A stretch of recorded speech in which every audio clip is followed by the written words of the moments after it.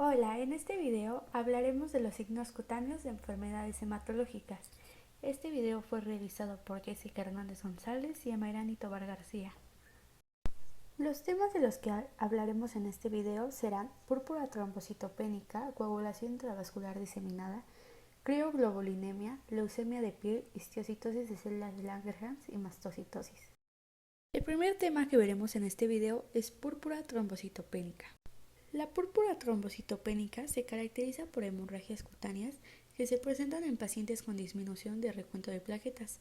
Ocurre en zonas de traumatismo leve o presión con un recuento plaquetario menor de 40.000 sobre microlitro o de forma espontánea con un recuento plaquetario menor de 10.000 sobre microlitro. Dentro de la etiopatogenia y fisiopatología de esta enfermedad vamos a ver que se encuentran involucrados tres factores. El primero de estos es una menor producción de plaquetas que puede ser consecuencia de lesión directa de la médula ósea, efecto adverso de fármacos como ciclofosfamida, reposición de médula ósea o una consecuencia de anemia plástica y deficiencia de vitamina. En el segundo factor vamos a encontrar un secuestro esplénico que es consecuencia de esplenomegalia o hipotermia. Y dentro del tercer factor vamos a encontrar un aumento en la destrucción de plaquetas. Esto puede ser por un proceso inmunitario como hipersensibilidad a fármacos y no inmunitario como infecciones, prótesis valvulares cardíacas y coagulación intravascular diseminada. Manifestaciones clínicas. Dentro de las manifestaciones que podemos encontrar en piel se encuentran tres. La primera es petequias, que van a ser manchas pequeñas puntiformes en cabeza de alfiler, eritematosas que no palidecen con la presión y no palpables, que adoptan un color pardo a medida que envejecen. Más tarde adoptan un tono verde amarillento. La equimosis van a ser manchas negras y azules. Vivices son hemorragias lineales debidas a traumatismo o presión y son más comunes en las extremidades inferiores y en la porción superior del tronco, pero pueden presentarse en cualquier parte. Dentro de las mucosas también podemos encontrar manifestaciones clínicas. Estos pueden ser petequias que se localizan con mayor frecuencia en el paladar y hemorragia gingival. Dentro de las pruebas diagnósticas que podemos realizar ante una sospecha de púrpura trombocitopénica se encuentra biometría neumática, en el que podemos identificar trombocitopenia, pruebas serológicas para descartar infecciones para VIH y biopsia cutánea de las lesiones. En el tratamiento se debe identificar la causa fundamental y de ser posible se debe corregir. Se pueden administrar corticosteroides orales, realizar transfusión de plaquetas y en ocasiones puede ser necesaria la esplenectomía. Coagulación intravascular diseminada. La coagulación intravascular diseminada es un trastorno de la coagulación sanguínea generalizado que aparece dentro de los vasos sanguíneos y se puede presentar en todas las edades. Etiología y patogénesis. Factores que inician la coagulación intravascular diseminada. Puede deberse a productos de tumores, traumatismos aplastantes, cirugías extensas, lesión intracraneal grave, retención de productos de la concepción, desprendimiento prematuro de la placenta, embolia de líquido amniótico, algunas mordeduras de serpiente, reacción de transfusión hemolítica y leucemia promielocítica aguda. Destrucción extensa de superficies endoteliales. Puede deberse a vasculitis en la fiebre exantemática de las montañas rocosas, meningococcemia o en ocasiones septicemia por gram negativos, infección por estreptococos del grupo A, insolación, hipertermia maligna, oxigenación con bomba prolongada, eclampsia y preeclampsia. Factores que complican y propagan la coagulación intravascular diseminada. Puede ser choque o activación de la vía del complemento. La activación no controlada de la coagulación da por resultado trombosis y consumo de plaquetas y factores de la coagulación 2, 5 y 8. Si la activación ocurre con lentitud, se produce una cantidad excesiva de los productos activados, lo cual predispone a infartos vasculares y trombosis venosa. Si el inicio es agudo, hay hemorragia alrededor de las heridas y los catéteres intravenosos o hacia los tejidos profundos. Manifestaciones clínicas. De horas a días, en evolución rápida se va a presentar fiebre y escalofríos que acompañan al inicio de las lesiones hemorrágicas. Las lesiones en piel van a ser infarto o púrpura fulminante, que son equimosis masivas con bordes irregulares delimitados de color púrpura profundo a azul y halo eritematoso. Van a ser múltiples lesiones que suelen ser simétricas en extremidades distales, zonas de presión, labios, orejas, nariz y tronco. También se puede presentar hemorragia por múltiples zonas cutáneas, es decir, incisiones quirúrgicas, flebopunción o áreas de catéteres. En mucosas se puede presentar hemorragias de las encías y en exploración general podemos encontrar fiebre alta y taquicardia. Exámenes de laboratorio. Debemos realizar una biometría hemática completa en la que se pueden observar esquistocitos, que son eritrocitos fragmentados que se originan por el atrapamiento de eritrocitos y el daño dentro de los trombos de fibrina. Se debe realizar pruebas de coagulación que puedan reportar una reducción del fibrinógeno plasmático, incremento de los productos de la degradación de la fibrina y tiempo de protrombina prolongado. También podemos realizar un hemocultivo para septicemia bacteriana. Tratamiento. Está indicado antibiótico-terapia intensiva para las infecciones y control de la hemorragia o la trombosis con heparina, pentoxifenina y concentrado de proteína C. Crioglobulinemia. La crioglobulinemia es la presencia de inmunoglobulina en suero, que forma complejos con otras inmunoglobulinas o proteínas. Etiología y patogénesis. Crioglobulinas de tipo 1. Son inmunoglobulinas monoclonales que se encuentran asociadas a discrasias de células plasmáticas como mieloma múltiple y trastornos linfoproliferativos como el linfoma del linfocito B. Las crioglobulinas de tipo 2 son crioglobulinas mixtas con dos componentes de inmunoglobulina, uno de los cuales es monoclonal y el otro es policlonal. Los componentes interactúan y se crioprecipitan. Se relacionan con mieloma múltiple, leucemia linfocítica crónica, artritis reumatoide y lupus eritematoso sistémico. Las crioglobulinas de tipo 3 son inmunoglobulinas policlonales que forman crioprecipitado con inmunoglobulina G policlonal o un componente sérico no inmunoglobulínico, en ocasiones mixto con complemento y lipoproteínas. Son un dato de trastorno por complejos inmunitarios y se asocian a padecimientos autoinmunitarios, enfermedades de tejido conjuntivo y una amplia variedad de trastornos infecciosos como hepatitis B y C. Manifestaciones clínicas. Hay sensibilidad al frío en 50% de los casos. Es posible la aparición de escalofríos, fiebre, disnea y diarrea después de la exposición al frío. Asimismo, la púrpura puede surgir después de periodos prolongados de asumir la posición de pie o sedente. Se debe a la afectación de órganos y sistemas, artralgias, síntomas renales, síntomas neurológicos, dolor abdominal y trombosis arterial. Púrpura no inflamatoria, por lo general de tipo 1. Ocurre en zonas de exposición al frío, por ejemplo el pabellón de la oreja y la punta de la nariz. La acrocianosis y fenómeno de Raynaud, con o sin gangrena grave de las puntas de los dedos de las manos y de los pies, o en otros lugares de las extremidades superiores o inferiores, casi siempre de tipo 1 o 2. La púrpura palpable, con ampollas y necrosis, por lo regular son de tipo 2 y 3 y son debidas a vasculitis por hipersensibilidad que surgen en brotes sobre las extremidades inferiores con diseminación a muslos y abdomen. Se desencadenan por asumir la posición de pie y con menos frecuencia por el frío. Lívido reticular, principalmente las extremidades inferiores y superiores. Urticaria, es provocada por el frío y asociada a púrpura. Afectación sistémica. El 30 y 60% de los individuos con crioglobulinemia mixta esencial de tipo 2 se presenta nefropatía con hipertensión, edema o insuficiencia renal. Diagnóstico. Se confirma al determinar las crioglobulinas. Se obtiene sangre con una jeringa tibia y se retiran los eritrocitos mediante centrífuga caliente. Se refrigera el plasma a una temperatura de 4 grados centígrados durante 24 a 72 horas y luego se centrifuga y se determina el criocrito. El tratamiento corresponde al de la entidad patológica de base. Ahora vamos a hablar de los tres últimos temas de la presentación y vamos a comenzar con lo que es la leucemia de la piel. Esta va a ser una infiltración circunscrita o diseminada por células leucémicas. Suele ser un signo de diseminación de una enfermedad sistémica o incluso la misma recurrencia de la leucemia. En cuanto a su frecuencia va a variar de hasta un 50%, lo cual va a depender del tipo de la leucemia, si es aguda o crónica, la fase en la que se encuentra y las células pilosas. Es más común que se presente en la leucemia monocítica aguda y la leucemia mielomonocítica aguda. En cuanto a las manifestaciones clínicas, las lesiones más frecuentes van a ser pápulas pequeñas de 2 a 5 milímetros aproximadamente, nódulos y puede haber placas. Las lesiones de la leucemia suelen ser un poco más rosadas, violáceas u oscuras que la piel normal y siempre van a ser palpables, induras y firmes.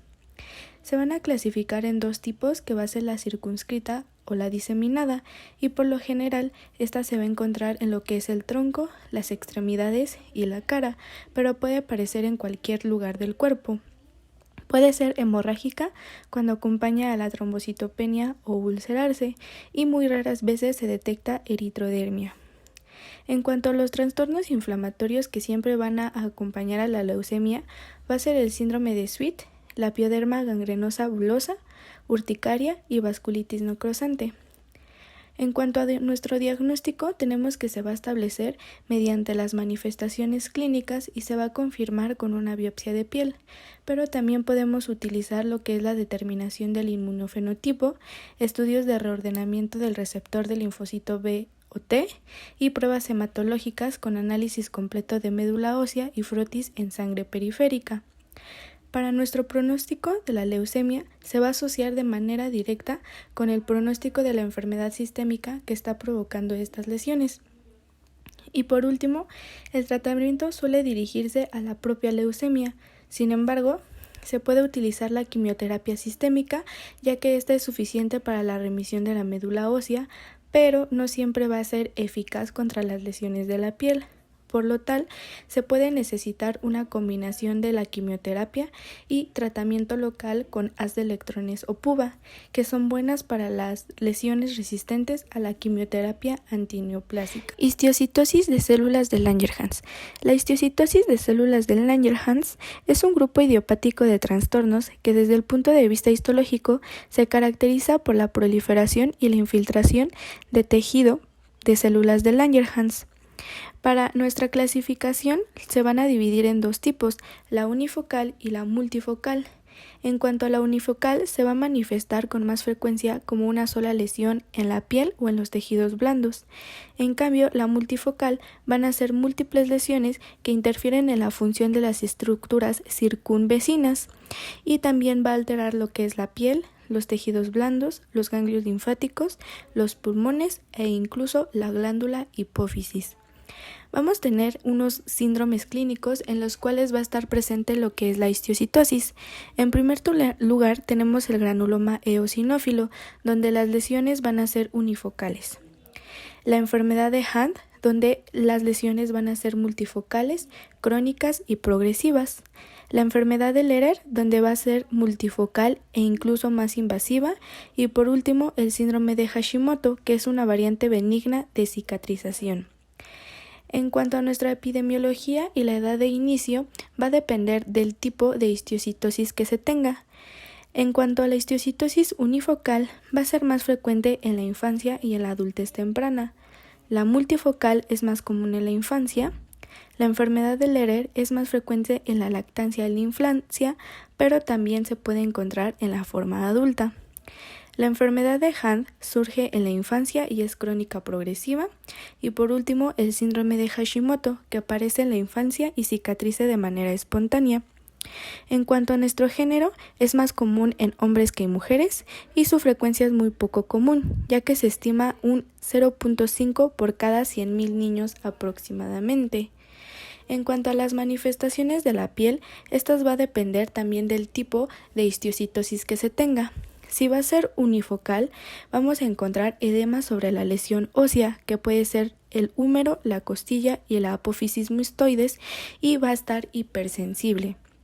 Puede aparecer un nódulo cutáneo o subcutáneo de color amarillento que puede ser doloroso y romperse, y este puede aparecer en cualquier parte del cuerpo. También puede haber úlceras que van a tener bordes muy bien definidos y por lo general van a aparecerse en las regiones genital y perigenital o incluso en la mucosa oral, en lo que es la encía y el paladar duro. Va a presentar una base necrótica, exudativa y dolorosa. En cuanto a las lesiones en la histiocytosis multifocal, estas lesiones van a ser igual que en la unifocal, solamente que van a presentar erupciones circunscritas en la cabeza o generalizadas en el tronco.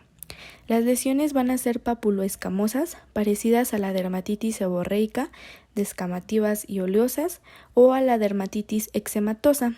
A veces las vesículas van a ver púrpuras. Se van a tornar necróticas y pueden encostrarse de manera intensa.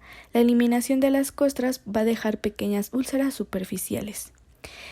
También esta multifocal puede afectar lo que son los huesos mandibular y maxilar, por lo tanto va a provocar la pérdida de los dientes.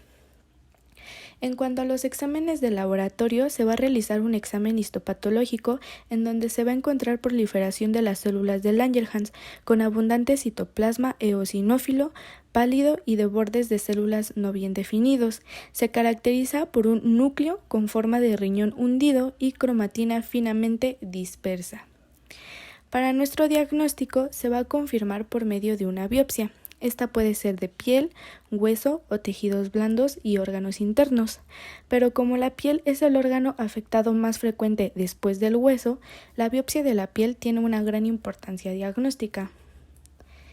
Y por último, para nuestro tratamiento, también va a depender del tipo de histiocytosis que se tenga.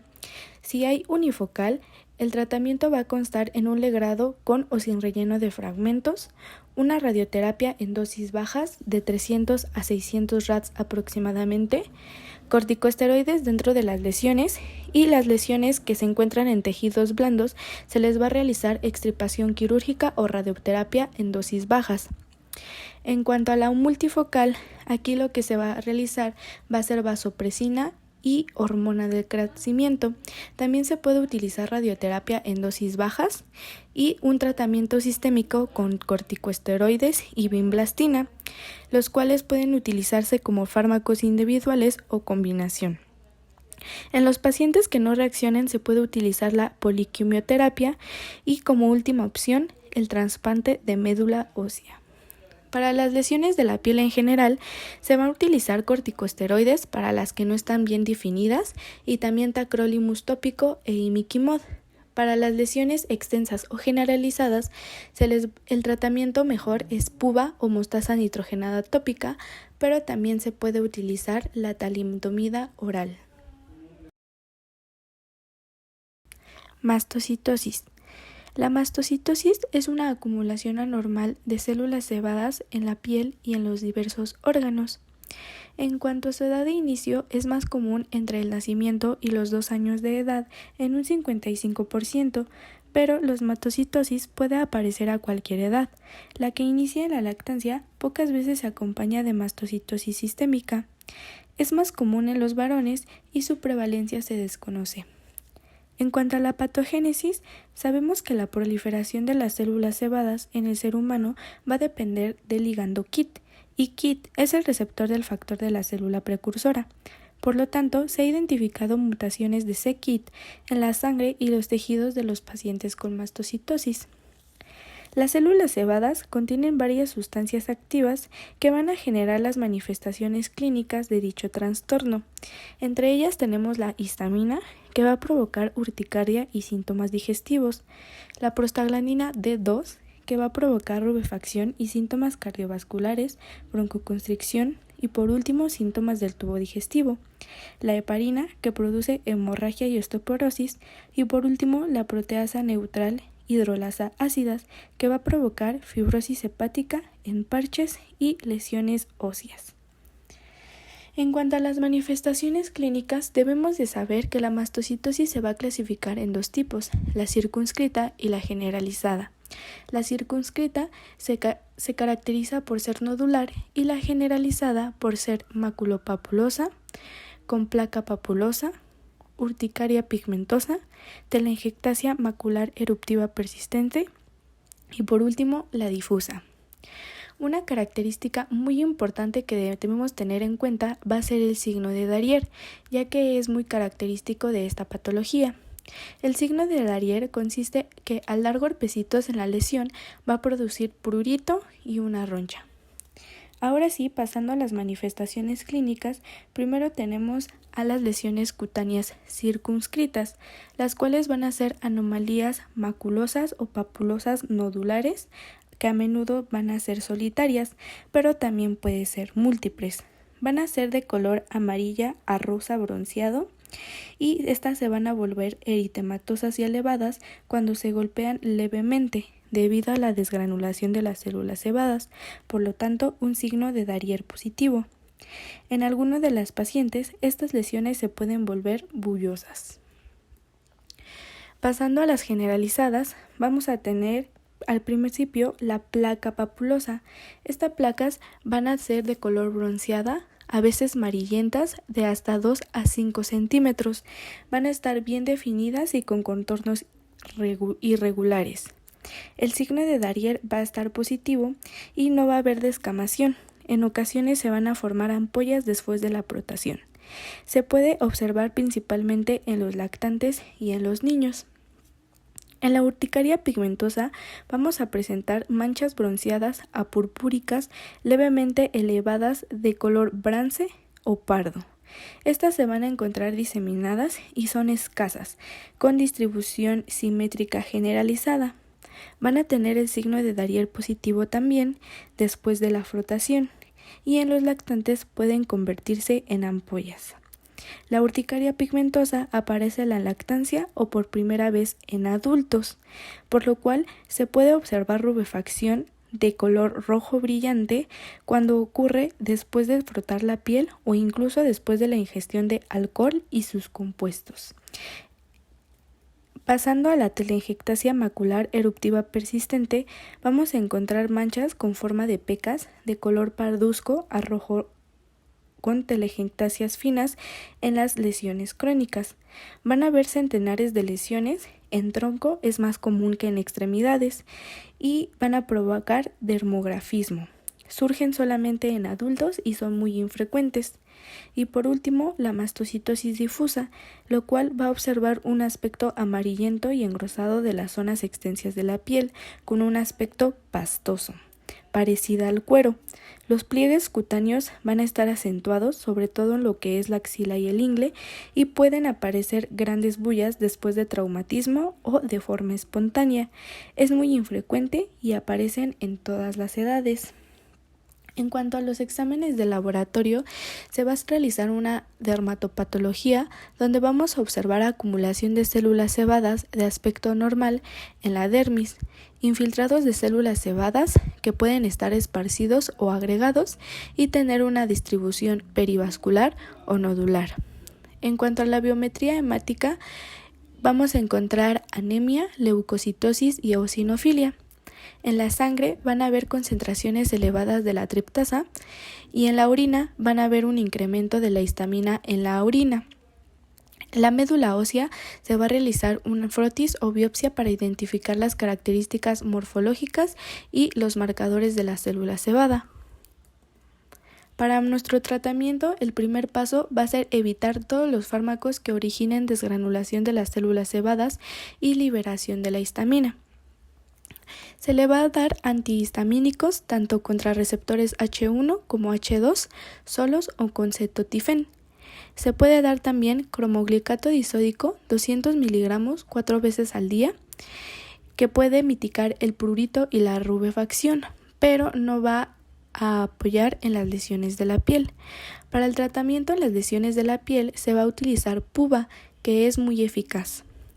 En cuanto a la nodular, se va a responder a ungüentos de corticosteroides potentes con apósito oclusivo o al acetónido de triamcinolona en las lesiones.